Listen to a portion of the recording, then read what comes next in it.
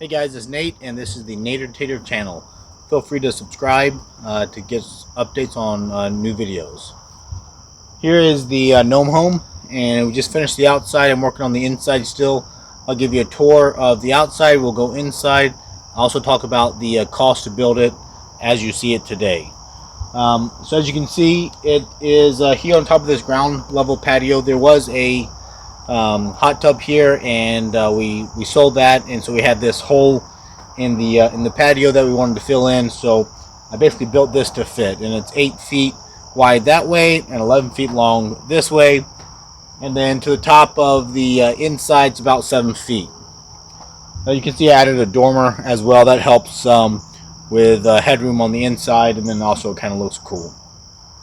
So if we look at it, it's really just standard framing on most of it. I did space the studs about 2 feet apart versus like a house, which would normally be 16 inches. And then there are some challenges, obviously, with some of the round features. So the door was a challenge to make, and then also the back side is a curved wall. So we'll go into details of how I did that as well. You can see for the siding, it's just a tongue and groove siding that I went on top of the studs, and then we have like a 16-inch stained glass window that I trimmed with plywood. So both that and the door is trimmed with a 1/2 inch thick plywood that I would cut out. That way I could get the circles in there without having to cut multiple pieces. If we go take a look at the back side, you can see here we have the curved wall, and then on top of that curved wall is just 1/2 inch plywood that is able to bend to this radius and fit. And then on the back side you can see that we have this is artificial turf. It's a boxwood hedge turf, and underneath this is a roofing underlayment that's waterproof. That's what actually gives me the waterproofness, and this stuff is just stapled with stainless steel staples on top of it. This came in 20-inch by 20-inch squares that you kind of interlock together, and then you just stick them on there. Up top you can see we have a little chimney. That's just a decorative chimney. There's no hole in the roof, and there's no stove on the inside, but it's kind of a unique feature. So on here you can see we threw a couple bears on there. We have a decorative light fixture. We do have a decorative doorknob as well. And then lastly, we do have one power outlet for the outside. Now, if we look at the door itself, how I made this was I went ahead and did the siding all as one continuous piece. And then I found the center of where I wanted the door to be, and I drilled a hole there, ran a screw into it. I had a scrap piece of plywood that I attached my router to, and so this is a 4-foot diameter, so basically 24 inches is where I attached my router, and then I just started cutting the circle out. As I cut out this area, I actually went ahead and screwed on the hinge, and then I cut out the bottom side and I screwed it on that hinge while the rest of it was still all attached. And then I went ahead and cut out the rest of it. So what that allowed me to do was cheat a little bit, because I already had my hinges in place and attached with everything lined up before I actually cut the door out. And also I forgot to mention, before I did that, before I cut it out, I went ahead and screwed on the plywood inner panel. So the plywood inner panel, which is on the inside of the tongue and groove siding, that's what kind of gives the door stability and a little bit more structure than just the tongue and groove. And then the last layer, as I mentioned before, is that 1/2 inch plywood.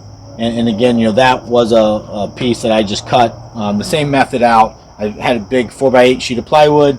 I attached my little jig on my router, and I had to spin it around, cut the outside, and then I had to make a smaller radius and cut the inside. So on the inside here, you can see. So on the inside, you can see here, it's a work in progress. I'm stepping on my wood cookies, which is going to make up the flooring. I still have to cut some smaller cookies to fit in between all the gaps. before I mortar it, and I'll sand it and I'll seal it.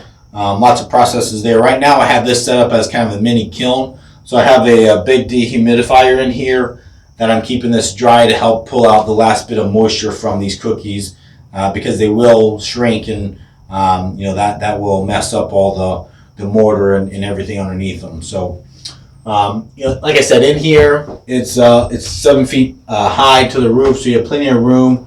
Obviously, if you get too close to one end or the other, you do start running into headroom issues.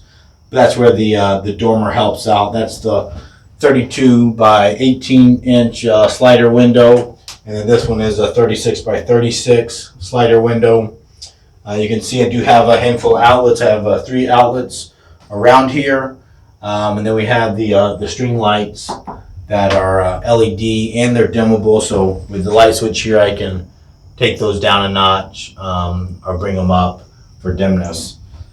So in regards to the studs, if you look here, this stud is actually made up of 5 different cut pieces. And so I started with a 2x6 instead of like a 2x4, which most of it's framed with.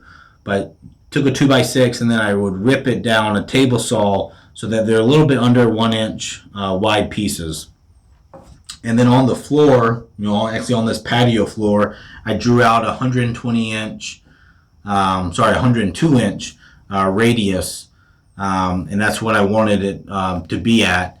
And I bent these pieces one at a time over it, glued them to each other, and then clamped them to that radius.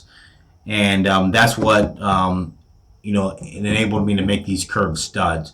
I also cheated a little bit. I did throw in several screws just to help hold it together, in addition to the clamps that I put on there. And it was my first time making any laminated wood pieces, but it really wasn't that hard, and I think it turned out pretty well. So that's kind of a cool feature to this. All right, so this here is the side of it, and this is the roof that has the cedar shake roofing. Underneath it is the same underlayment that's under this artificial turf, and on this area here I have the underlayment as well to keep it all waterproof. This is just red cedar. I did stain this as well at the same time that I stained the siding, just to help keep it from turning gray. And then added some butterflies, some decorative things, the bears, just to help give it a little bit of flavor. If we go to the far back side, the far back side is really the most simple side. It's really just the siding, and then we have the 3 foot by 3 foot window there. And again, like all this trim here, I made out of the 3/4 inch treated plywood, and I just cut it to size on the table saw. Okay, so now let's talk about the cost. Let me get my cheat sheet out here. So if we look at it from a cost standpoint, from the way it sits right now, meaning all the exterior finished, including the interior as you see it done, for all the lumber, the fasteners, caulk, roofing underlayment, that kind of stuff, it was about $1,400 that I bought from Menards, which is a home improvement store. And then these cedar shingles were $120. And then all of the green paint, the stain, brushes, all that kind of stuff was another $100. And then the boxwood hedge artificial turf, bought that online at a place called displayoutlet.com, and that was $300. That was 3 packs of that stuff, and so that was about 100 square feet of material total. And then for the door hardware, I bought that on Amazon. That was for the iron hinges, as well as the doorknob and the extension that I talked about to the doorknob. That added up to just about $100 as well. And then we have the stained glass window here and the butterflies up here. The stained glass was like $78 or something, and then the butterflies were like $20, so about $100 for those as well. And then we have the string lights on the inside, and this little decorative Tiffany light. I bought those online. That added up to about $100 as well. And then lastly, we have the wooden bears. Actually bought those about 5 years ago, and they were used on our old house that was a more rustic house, and then in this house they've been stuck in the garage for the past 3 years. So we pulled them out. They were bought at a place called the Wolf's Den in Ludington, Michigan, and I think they were $75 a piece, so that's $150 there. So if you add all that up, it's right at $2,400 plus my labor. And labor-wise, it was about 60 hours, give or take, of my labor, which is worth $0. But you know, I started this project. I picked up all the material on July 1st, and then I finished all the outside as you see it today on August 7th. So that was about 5 weeks of work, and all that was really done at night or after hours, in addition to my day job. So now I still have to complete the inside. So we'll finish up the flooring, we'll do some decorations, and so I'll make some more videos once we get that done. So feel free to subscribe, and you'll get notified then when I put those new videos up, and you'll get to see them. This is my gnome home. Yay! Want to show them some parts of it? All right, show them. Hey guys, this is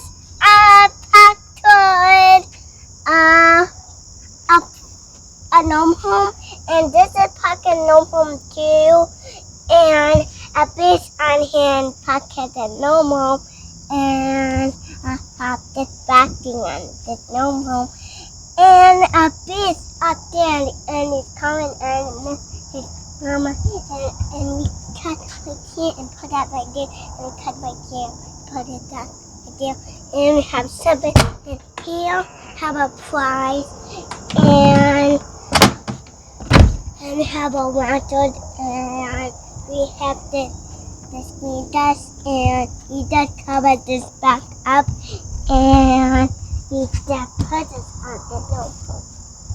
And that is it, I'm done. Yay!